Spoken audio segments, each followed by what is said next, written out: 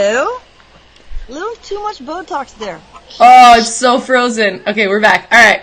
What is up, everybody? Welcome to another Facebook Live on PokerNews.com. I am joined by the lovely, the talented, the generous Miss Lena Evans. Welcome to the show. Good morning. Thank you for having me.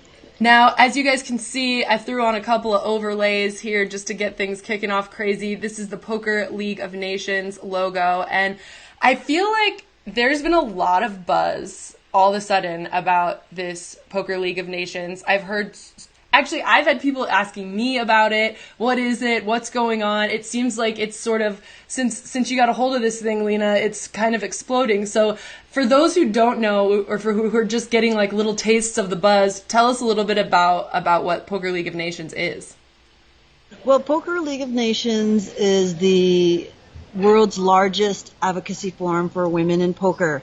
We are the most internationally represented group in that we have, I think, about 47 ambassadors throughout the world in about 27 countries.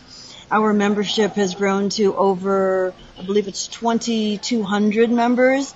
And really we're about creating a safe space and a supportive space for women and helping to grow them into open fields. So we are not simply about just having women's events and socializing. We're really about growing these women to feel comfortable and enter open fields. I love it. I love it. Obviously, this is something that I think we've been talking about in the poker industry, I mean, ever since I got involved. But talk to me then a little bit about how you found yourself in this position. Well, originally the group was a much smaller, intimate group, and it was really formed by a group of ladies who travel internationally to play poker. So our passion is to travel and to play poker. So we wanted to be able to share information about events, about travel and accommodations, and, to set our schedule for the year, basically. So it started out like that. But then we realized that we really need to open it up wider because there are so many women that we wanted to connect with all over the world. So not just in the USA, although the USA is a really large portion of our membership. Really, there are women all over the world who we wanted to connect with and share with them the information. So in addition to that, we had access to a lot of content that we wanted to provide ladies to sort of help them feel like they were more part of the community. So all of our content is free.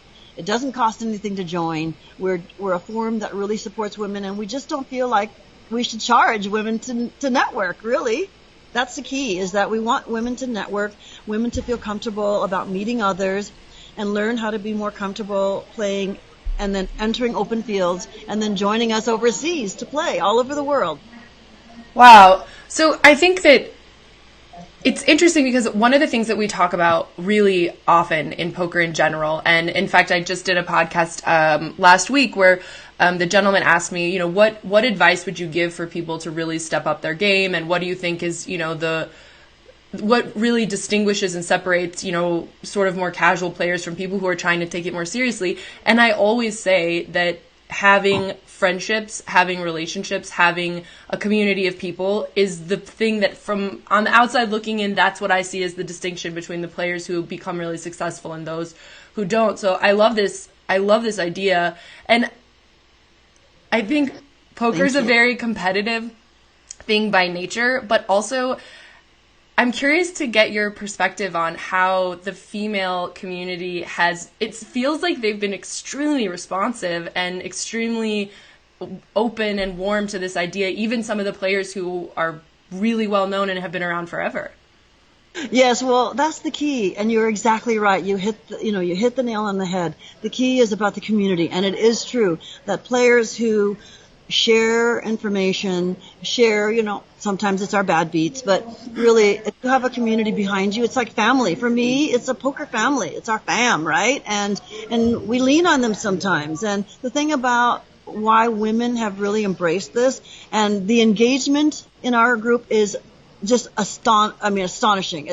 I've been astounded by the fact that these women are not only posting their wins, posting their losses, supporting others. It's just really been heartwarming for women to see women supporting one another. But it is true. If you have, your peeps behind you and especially women, because we're such a small portion of the fields, and we feel like we need to sort of like strengthen numbers, even though we're 5%. That's still a number, and we need to group together and support one another.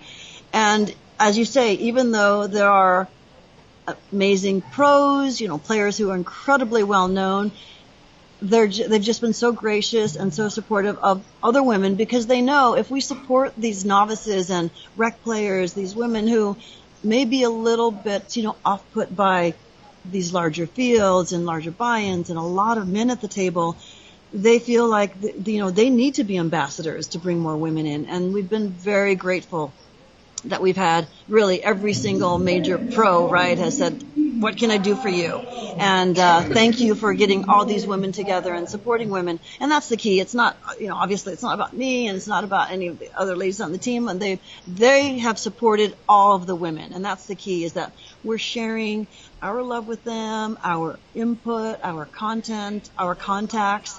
And we're very open about doing that. So it's really awesome access to the world of poker, and not just women, poker in general.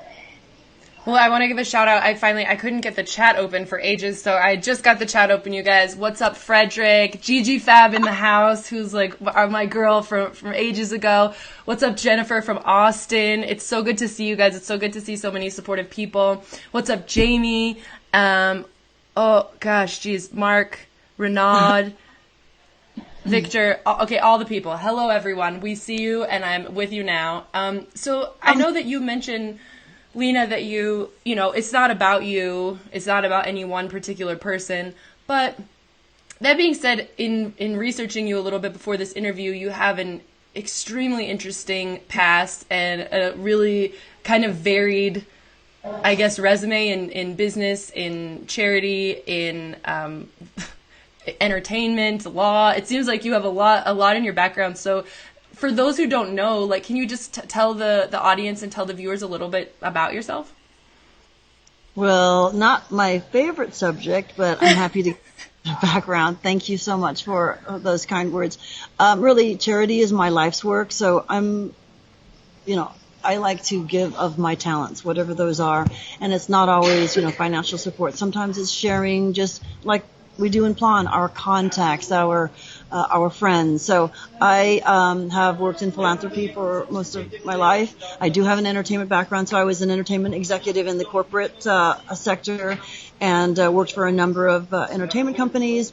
But I also have investments in tech companies. I have a golf company in Florida. So my business background is pretty varied, but poker is my passion and giving is my passion. So when you combine those two things, it just makes sense that we have PLON, and it makes sense that I have hosted a lot of poker tournaments to support charities, because that really, for me, it's like a symbiotic relationship between poker and giving. And so whether we're giving of money from, say, charity poker tournaments, or whether we're giving of just our time and our energy and our efforts to all these ladies in Poker League of Nations, for me, it's sort of the same, and it's fully encompassing, just to just share talent. So that's really what I'm more about, is just sharing, and the gifts that I've been able to acquire throughout my life. And like I said, it's not always about financial giving. It's about giving of what you've learned in order to help others. And that, for PLON, obviously, that's for the ladies, sharing information with them. But yeah, so I just have a general business background, philanthropy, and poker is my passion. So I started a number of organizations and businesses poker related, basically because you stick with your passion. And if you stick with your passions, you will succeed. And that's just case in point right there. Look at Poker League of Nations. So my passion is poker, passion of giving. And these ladies know that. They know that we're being generous with our time. Our team literally serves these women 24/7. My co-founder, Maureen Blochlinger, lives in Switzerland. So when I go to sleep, typically like at 3 or 4 in the morning, she's just waking up in Switzerland. So it's like literally 24/7 we're giving to these ladies. And it takes a lot of effort and work to support 2,100 women. But we do it, and in a loving way and a caring way, because we want them to feel supported.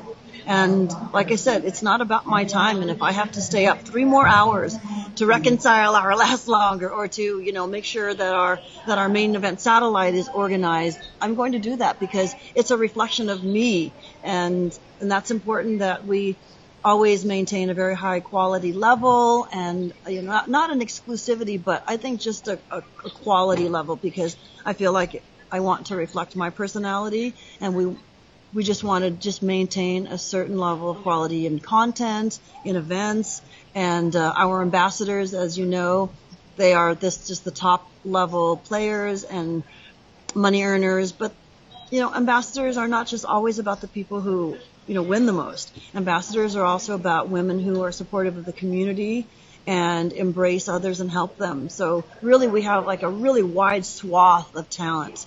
And that's the key, is we're bringing in, from the highest level player to the rec player, and everyone feels comfortable.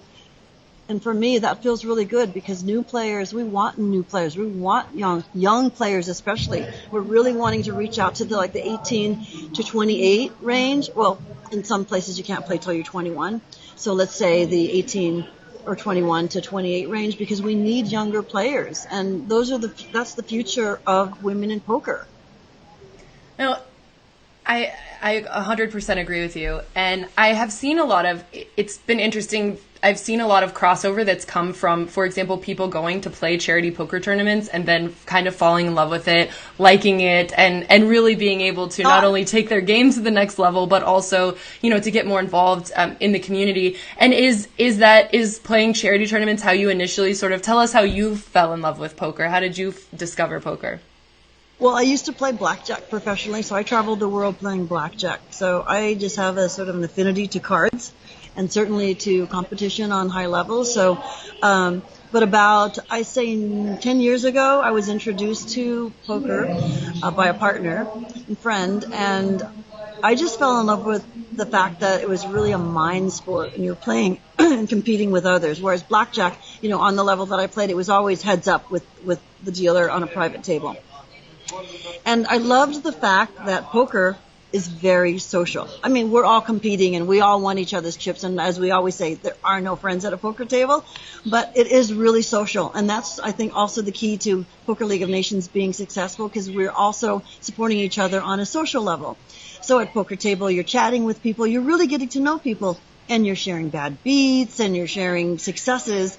And so I fell in love with the social aspect as well, because my background includes a lot of sort of, high-level business and philanthropy, and a lot of times those groups are, they're very inaccessible.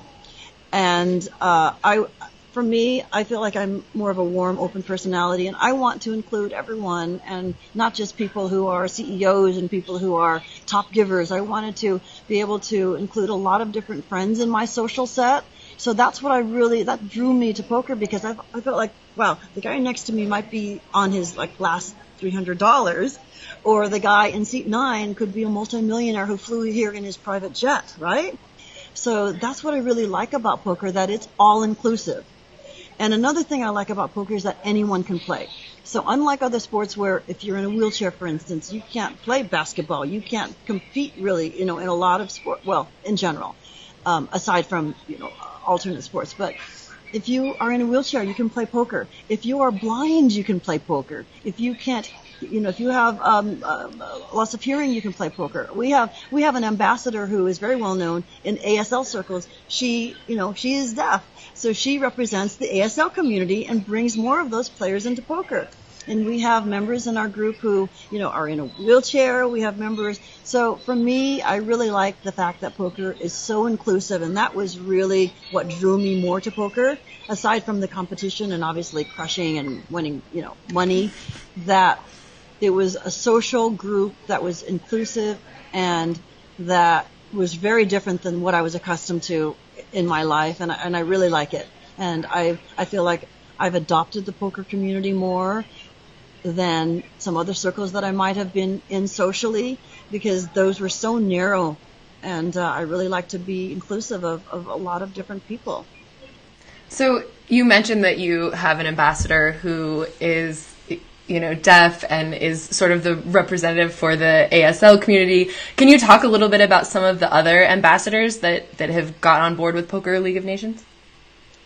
Well, that's Lana. So she's our ASL ambassador. Of course, I have a feeling most people know that Kristen Bicknell is one of our ambassadors. She's from Canada. She just crushed, second place in the MSP a couple of weeks ago for 200K. Obviously, the GPI Female of the Year. So Kristen is, she's a notable, and she's one of our ambassadors, and she's so gracious and supportive. And we have Ana Marquez, who was the high roller champion 888. She's our Spain ambassador, and just a lovely young lady. She actually represented PLON on final table. So she had the PLON patch on. Hopefully you saw that. She was final table in the 3K 6 Max here at WSOP. So she was in the Thunderdome with a PLON patch on, playing with, 5 other guys representing Poker League of Nations. And we absolutely adore her for doing that. So you probably noticed a lot of PLON patches, a lot of PLON jerseys around showing support. So that's Ana Marquez. We have Heidi May, who is the reigning champion of the WSOP ladies, and she's from Australia as well, and a lovely young lady. So we have a lot of champions, but we also have recreational players. We have ladies who have never played online poker. So we've introduced them to playing online because we feel like that's an area that anyone can play, and we can grow their confidence while they're in their own home, and then at some point they can feel comfortable to go into a casino or a card room and play. So we really are advocates of more online poker. And so we have a free roll for Poker League of Nations online, then they can play every Sunday. But so I mentioned Kristen, Anna, Lana. Who else are our other notables? But I have the worst memory, so sorry, Lee. It's like when you make your speech to win your award and you forgot your notes and you forgot to thank your mom and your wife. And those are a few of our, our real notables. And I'll come up with ours. Sorry, ladies, who I didn't mention. No, it's fine. That's amazing. And it's the point being, Sarah, that we have from the top level all the way down to rec players and ladies who have never actually gone into a casino or a poker room. They've only played like at home with, and that's the other thing I wanted to mention. The fact that, I feel like a barrier for we ladies is that young girls aren't taught about card games. Young girls are taught to do ballet and, nothing against ballet because I love ballet, but, boys are taught to play card games by their dads, and you have guys' night to play poker, but we want to encourage more women to have their women's nights and poker nights and teach your daughters to play poker. Please teach your daughters to play poker because that gives them the confidence, and it for me, it helps me to, really keep thinking and not, just be complacent, but just keep your brain going. And I think for girls, that's important. I mean, keep your body fit, but keep your mind active and learn poker and learn strategy because that comes into play and it's really important throughout life. The strategy of who you're playing and how what your stack size is and what your bet sizing is. I think that's all about strategy, right? And strategy can be a huge part of life in general. But, so let's teach some younger girls to play. Amen, sister. Amen. I'm all about it. And I think poker has so much to offer for, strategy, for psychology, for, I think for sure learning poker can make you a better person. And I agree. We need to get all of the women into the game. Come on in, girls. The water's warm. It feels great. But let's talk a little bit about, I think one of the things that I really like about this concept is when I was on the podcast last week on Rec Poker Podcast, and he said, okay, yeah, it's easy to say that, you should have more friends in poker and that will make you better. But he's like, but it's actually really hard to just make friends. And especially if you're not always traveling the circuit and you don't have all the money. And so I really like the idea of a community that exists online where you can develop relationships without having to sort of like get out of your physical, space or box, if you will. So for people who are sitting at home, who are listening, who want to jump in, who want to be a part of this, what's the method they go about to get there? Yeah, thank you for asking that. And I feel strongly about that too, because there are women who we've never met, and they aren't able to travel or come to WSOP or travel to, Rozadov, in Czech Republic to play at games or anywhere for that matter. So they're staying within their homes. And what's great about Poker League of Nations is we're encouraging and empowering women to organize poker in their communities. So if you live in a city where there aren't that many women, we're going to support you to get all your girls together. We're going to help you promote and market to get more friends to play, and we're going to send prizes. So that's really the key for Poker League of Nations, is we are empowering more women to play by being on the ground with all of these ambassadors throughout the country and the world to organize. But really, there's no criteria to join as long as you're a woman and you're interested in poker. We have a closed group in Facebook called Poker League of Nations, and so that's a Facebook group, which is really where all the business is conducted. We have a public presence online at PokerLeagueOfNations.com, and we have a public Facebook, but that content is very limited because really we want to keep a lot of it really exclusive to our ladies inside that closed group. So you won't see a ton of content or information on the public areas, but we want the ladies to join, and it's free, like I said. Just send us a request, and we will approve you, and join us, because we, like you said, we're offering free content, including things like interviews with these top professionals. I mean, Kristen is coming on. You're coming on soon to chat with us. We've had Katie Boderick, who is a top floor person in the EPT. We've had Heidi May interviewed. We had Maria Konnikova. She's another one of our ambassadors. We talk about the psychology of poker. I mean, she understands the psychology of poker. She's writing a book about it. I mean, she's been researching it. Oh, and by the way, I have to pause on writing the book because I'm winning at poker. So psychology plays a big part. And that's another thing that's important for young players to learn and young ladies to learn. Psychology and strategy is really important in success. And it's not just poker, but it's in life in general. When you're in a boardroom or in a meeting, how you present yourself is really important. And I'm writing a book for children, actually, and it relates to poker and succeeding in life. And a lot of it has to do with how people perceive you at the poker table, and just carry that through life. Like, how do people perceive you? How are you dressing? How are you sitting? How are you behaving? And when you are bluffing, that's another thing. Bluffing in poker is kind of like, for me, akin to fake it till you make it in life, right? So you're going to fake it and you might make it. So in the book, there are like different chapters, and it explains to children the basics of poker vernacular and how it relates to success in life. But for our ladies, we have interviews like that, but we also have like complimentary hand labs. So if you were playing in a poker tournament or a poker game and you had this hand that just frustrated you, and why did I do that? Or I thought I did everything right. So I want to get some feedback. So we post hand labs, and all the ladies can comment, but really key is that we have a pro who gives you her comments at the very end. And you can't access, I mean, who else is doing that? No one else is doing that. We have pros who are so kind and generous and giving to our ladies, and so they're commenting on hand labs. They say, well, maybe next time consider doing this, or you did exactly the right, and bad beats happen. There's this thing called variance, right?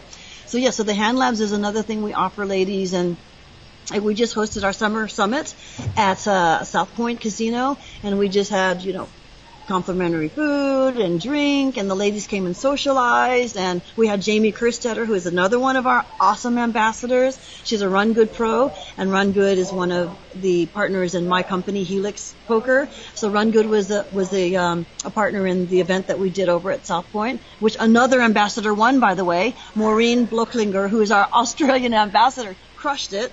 She won, and hopefully you saw the pictures of her with the gigantic championship belt.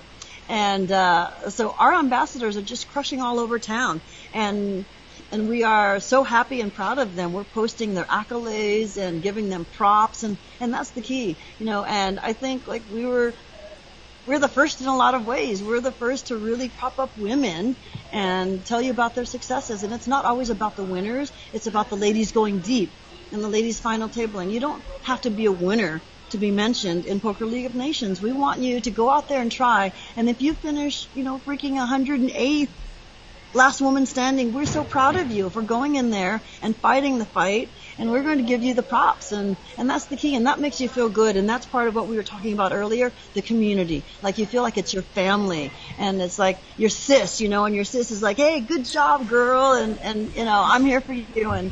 And when you make final table, post it, because we're coming over and we're railing, you're patching you up and we're railing you, So that's really the key, as you say. It's a family. It's a community.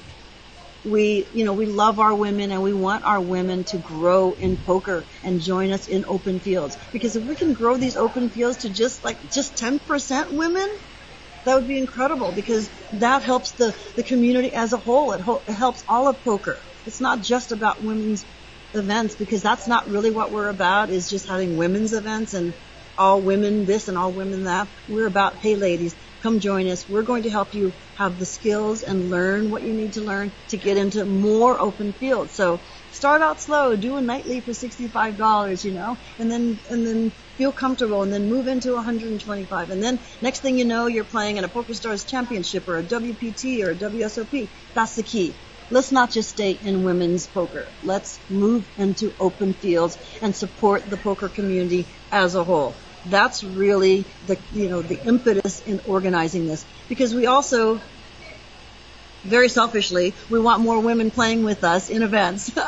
That's the key. Yeah, we want more people playing in events, and women are grossly underrepresented, so let's go. Come on, girls.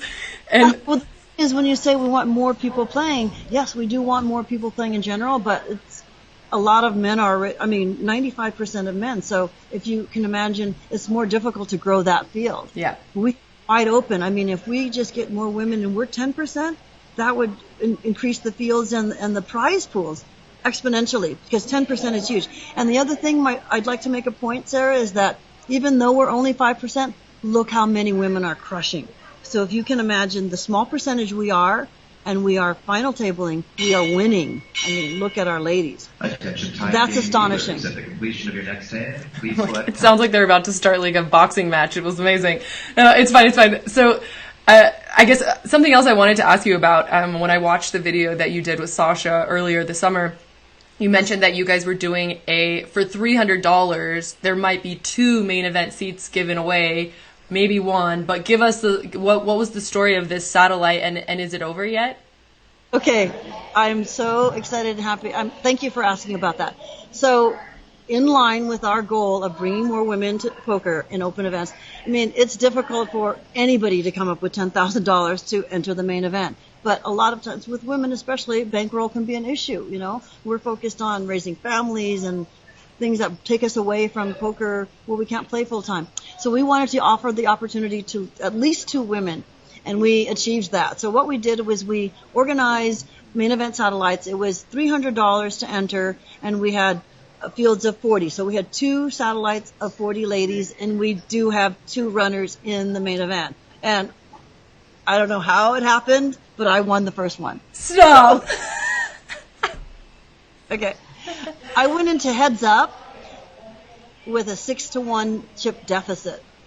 And Stop. The poker gods were just with me. Sadly, Stephanie went sadly for her, she went card dead, and happily for me, I won. So I won the first one. So I will represent the ladies, and Prissy won our second one. Prissy Grayor won our second one. So we have 2 ladies running into the WSOP main event. And so what is even more in line with our credo of community is that the winner, meaning myself and Prissy, have 50% of our seat, and then all of the other ladies share the other 50%. So everyone has 1.28%, 1.3%. So we all. Oh my gosh! If you guys ship the main, all the women are coming into poker. There's going to be a sea of red, because all of our red jerseys and our patches. Yeah. So that was the key, is that we wanted to build the community, and ladies, you are now, okay, you didn't win, but you are now an investor in the main event. If our girl shifts it, you can make a couple $100,000, right? The winner gets 50%. Let's just say it's $8 million, right? $4 million, and then you get a portion of $4 million. So that's got to be 150, 200,000. So that's the key, is not one person just won it. Our girls are with us. 39 other girls in each group, so we've got 80 ladies. We'll be there railing. You've got the PLON community behind you. So that really is the key behind, I think, the warmth and the acceptance, is that we want to include more ladies. So sometimes it's just okay, we're going to have a satellite, 1 winner, okay, great. But we got 40 times 2, so we got 80 ladies investing in the WSOP main event. And I love that sweat. I love it for everyone. Well, you'll have to be sure to hook me up with the other satellite winner, Prissy. Okay. Yes, I will, for sure. I'll add you to the group because we have a private thread for each group so we can sweat the lady playing. And of course we'll post in the Poker League of Nations closed group. And we'll share some limited information in the public areas, but really it's for our ladies and we want to keep it a little tighter. Yeah. I love it. Well, I absolutely am just totally blown away by all of this. It feels really good, and I feel like as a woman who maybe I really enjoy poker, I love poker, but it can at times be, a little bit overwhelming. I feel like this is totally the type of space that would encourage me and would keep me coming back. And even just before we started the interview, I saw Gigi pop in, and when I was scrolling through the Facebook page, it's like, girls, I'm with you. I love my girls out here, and I can't wait to get to the WSOP again in a couple days. We'll talk to Prissy. We'll follow your journey. Oh my gosh, I can't wait for if one of you guys goes super deep, this is going to be just the best story ever. So epic. And Barbara Enright is one of our ambassadors. She's the only woman ever to final table at WSOP. She's one of our awesome ambassadors, and we said to her, girlfriend, we're going to follow in your footsteps. We're going to final table it. We're going to bring it home for PLON. Bring it home for the ladies, and we're going to have such an amazing rail. It's going to be crazy. 2018. It's all happening. Well, you guys, for those who are listening, be sure to check out Poker League of Nations on Facebook. For those who are watching, thank you so much for joining. Thank you, Gigi, for handling a lot of the chat action. I hate typing while I'm talking. It's, overwhelming, but I really appreciate you taking the time. I know you're really busy, Lena, and I will just look forward to meeting you in real life. Thank you much, and we look forward to having you on our Discord discussion with the fabulous Gigi.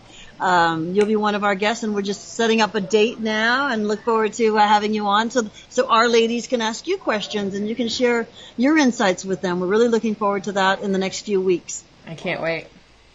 Thank you, sweetie.